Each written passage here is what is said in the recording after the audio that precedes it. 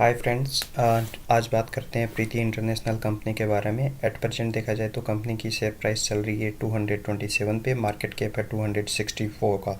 So small cap company है और इसका अगर 52 वीक लो की बात करें तो 137 है, 52 वीक हाई 300 है। सो अपने 52 वीक हाई से ऑलमोस्ट 30% करेक्ट होने के बाद में शेयर ने वापस मूव लिया है। दैट इज़ फ्रॉम 210 तक गया था, वहाँ से वापस शुरू हुआ है, तो अपना बॉटम बना के यहाँ से चलना शुरू किया है। स्टॉक पी की बात करें तो 26.8 है और अगर इंडस्ट्री पी की बात करें तो 33.4 है। उसके कंपैरिजन में ये स्टॉक स्टिल वैल्यूएशन वाइज सस्ता है।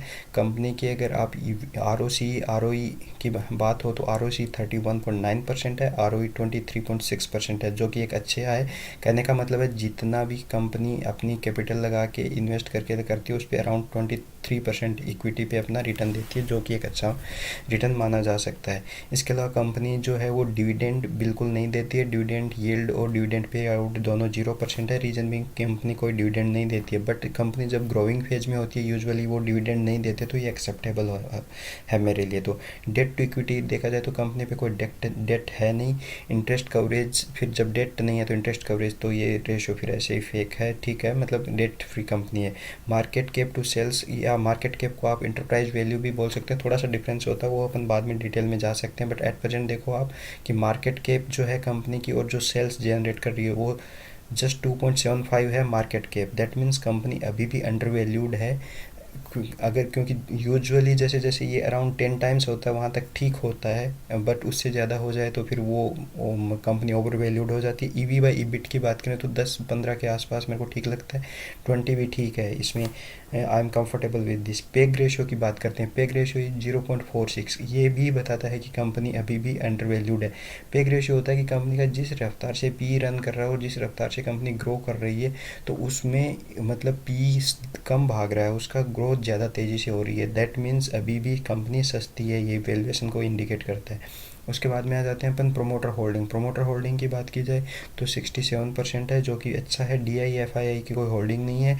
एक रिनोन एच एन आई है, उनका इनमें इन्वेस्टमेंट है शंकर शर्मा जी का। इसके साथ 3 साल का अगर एवरेज पी करो तो 26 का आता है और एट प्रेजेंट भी कंपनी वही मिल रही है। तो कुल मिला के पी वाइज भी वैल्यूएशन वाइज ज़्यादा महंगी नहीं है। कंपनी के पास रिजर्व 39 के, डेट है नहीं कंपनी। और इसके बाद आ जाते हैं ये चार्ट है कंपनी के प्राइस का। इसमें आप देखोगे तो कंपनी ने जो ये 50 डेमा और 200 डेमा, तो राइट नाउ जो शेयर है वो फिर 200 डेमा से पहले ही वापस घूम गया है यहाँ पे। तो यहाँ पे यूजुअली मैं आइदर 50 मैं प्रीफर करता हूँ इस बाइंग जोन में। प्रीवियसली आप देख सकते हो ये शेयर यूजुअली 200 डेमा के पास से घूमता है, कई बार 50 डेमा से भी घूम सकता है, तो यहाँ इनके बीच में से वापस घूमा।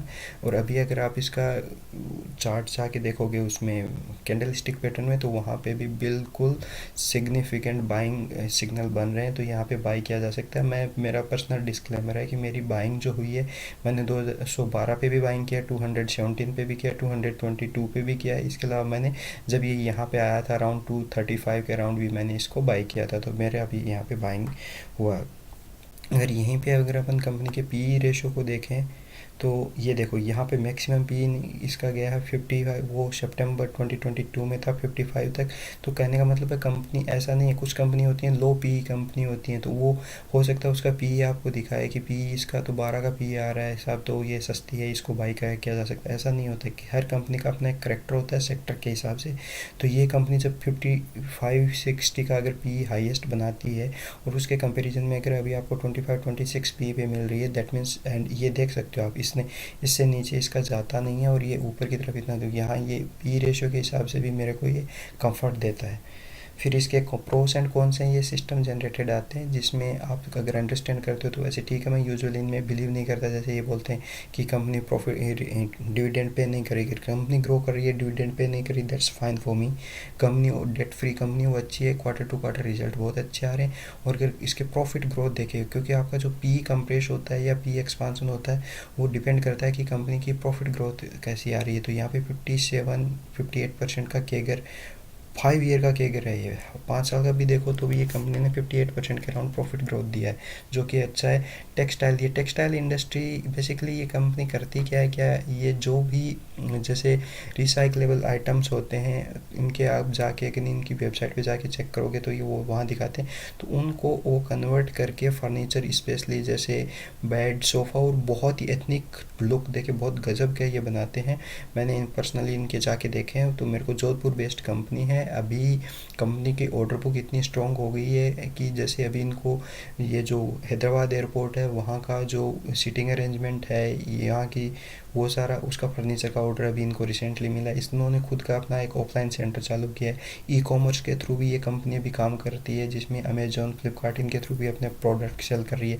कंपनी का काफ़ी प्रोडक्ट बाहर एक्सपोर्ट भी करती है, तो उस लिहाज से देखा जाए तो कंपनी अच्छा कर रही है। अभी इसको यहाँ देखो कंपनी का 26 है, बाकी अगर इसी सेक्टर की अगर रेमंड को छोड़ दो बाकी कंपनी इसका पी ऑलरेडी काफ़ी ज़्यादा, तो उनको देखते ही कंपनी सस्ती लगती है मेरे को।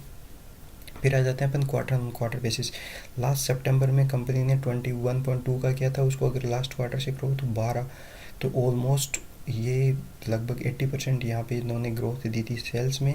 और अगर आप देखो इसमें ऑपरेशनल प्रॉफिट भी कंपनी गजब का दे रही है, मतलब कि एक्सपेंसेस के बाद, इसके बाद सारा टैक्स है इन डिप्रिसिएशन काट के कंपनी का जो 1.55 था वहाँ से 4.9, और 1.12 जो इसका नेट प्रॉफिट है या जब पेट बोल देते हैं वो 1.12 से बढ़ के 3.36, ऑलमोस्ट 3 टाइम्स इन्होंने इसका जो ईपीएस भी देख सकते हो ऑलमोस्ट। तो यहाँ पे ईपीएस ग्रोथ भी गजब का है, तो इसीलिए कंपनी अच्छा ग्रो कर रही है, ये आप देख सकते हो। कंपनी को अगर 2018 से grow year on year basis पे देखो, पहले 9.7 करोड़ की सेल्स जनरेट करती थी, फिर यहाँ पे 24 का हुआ, फिर ये कोविड में यहाँ पे कम हो गया, फिर 37, 57, 82 कंटिन्यूसली कंपनी ग्रो कर रही है। ट्रेलिंग 12 मंथ का देखो तो 95 है। अगर यहाँ पे अगर प्रॉफिट आफ्टर टैक्स देखो तो वो 8.76 लाख बनाती थी, अभी लास्ट जो ईयर है उसमें ऑलमोस्ट 10 लाख, 9.5 करोड़, सॉरी लाख नहीं है करोड़ है।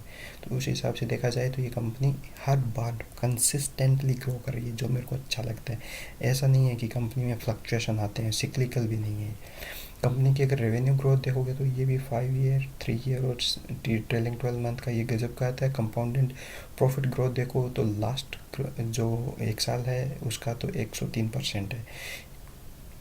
ये स्टॉक प्राइस के अगर मैं यूजुअली इंपॉर्टेंस नहीं देता अनटिल ये बहुत ग्रो कर रहा हो और ये चल नहीं रहा हो, देर में भी समथिंग इंटरनल लूप होल जो अपने को पता नहीं हो। बट यहाँ आप देख सकते हो कंपनी 3 साल में भी 122% का था और इस साल अभी 54% का दिया है, और स्टॉक 300 से करेक्ट होकर अभी आपको 220, 25, 30 में मिल रहा है।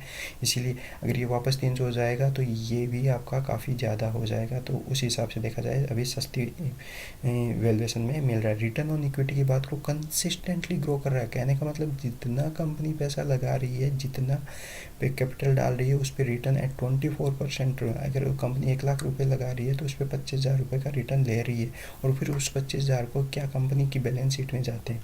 कंपनी के रिजर्व्स देखोगे तो कंसिस्टेंटली बढ़ते जा रहे हैं, 39 के हो गए। बोरोइंग देखो तो कुछ है ही नहीं इस पर, कंपनी कोई उधारी नहीं है। कैश फ्लो देखो तो कंपनी के पास कैश फ्लो ऑपरेशन से आप देखोगे ऑपरेशनल एक्टिविटी से कंसिस्टेंटली पॉजिटिव आता जा रहा है। अगर बात करें कंपनी इन्वेस्टमेंट में तो ये इसको 1 मिनट मैं कम कर देता हूँ यहाँ से। ये अगर कंपनी इन्वेस्ट करती है जितना, अभी 17 करोड़ रुपए इन्वेस्ट किए, जितना रुपया आता है सारा इन्वेस्ट कर रही है। मतलब उनको उसके लिए अपना इंफ्रास्ट्रक्चर डेवलप करना हो या आर्टिकल्स बाई करने, उन सब में इन्वेस्ट कर रही है। कोई डिविडेंड नहीं रहती, जितना पैसा आता है सारा इन्वेस्ट कर डालती है। कैश फ्लो नेगेटिव है जो मुझे अच्छा लगता है। कैश नेट कैश फ्लो अगर नेगेटिव होता है दैट मीन्स कैश अपने पास नहीं रख रही कंपनी उसको पैसे को वापस सिस्टम में, वापस बिजनेस में लगा रही है ताकि और ज़्यादा उसकी ग्रोथ कर सके। अब आ जाते हैं कुछ रेशियो के। डेटर डेज होते हैं वो इसके 67 हो गए हैं। हालांकि यहाँ थोड़ा सा ये है कि ये बताता है कि कंपनी को जो ये उधारी पे माल देते हैं उससे वापस उनको पैसा आने में 67 डेज लगते हैं। पहले 30 थे, उससे पहले तो ज़्यादा होते थे। डेज पेबल इनको खुद को पैसा 37 दिन में देना पड़ता है और ये इनके पास 67 दिन में आता है, जो कि मेरे को थोड़ा अच्छा नहीं लगता, बट ठीक है।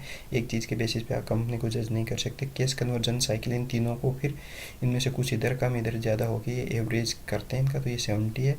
और वर्किंग कैपिटल डेज है वो भी यहाँ थोड़ा सा बढ़ गया है। कहने का मतलब है इनके पास जो कैपिटल होती है उसको अगर कि उससे कैश जनरेट करने में लगभग 3.5 से 4 महीने का टाइम लगता है। कंपनी का ROC है वो मेंटेन है, ये इसी के आसपास 30-31 के आसपास। शेयर होल्डिंग पैटर्न तो यहाँ पे अवेलेबल नहीं है, बट इसमें मैं आपको बता दूँ, मैंने ऐसा जगह सर्च किया, उसमें ये है कि कंपनी के खुद का जो है 67% के अभी देखा था ना अपन ने कितना था, हाँ 67% के अराउंड प्रमोटर की होल्डिंग है, और ऐसा नहीं शंकर शर्मा जी की होल्डिंग है जो आपको थोड़ा कॉन्फिडेंस देती है। तो इस लिहाज से बाई किया जा सकता है इस स्टॉक को। मेरे को नेक्स्ट 1 ईयर का फ्यूचर पोटेंशियल एटलीस्ट 100% रिटर्न में यहाँ से देख सकता हूँ। जिस तरीके से ने कंपनी ने अभी तक रिजल्ट्स दिए हैं, तो बाई एंड होल्ड की कोई सलाह नहीं है, उसके लिए आप अपना खुद ड्यू डिलीजेंस कर सकते हैं। और मुझे ये कंपनी 8% प्राइस पे सस्ती नज़र आती है। Thank you.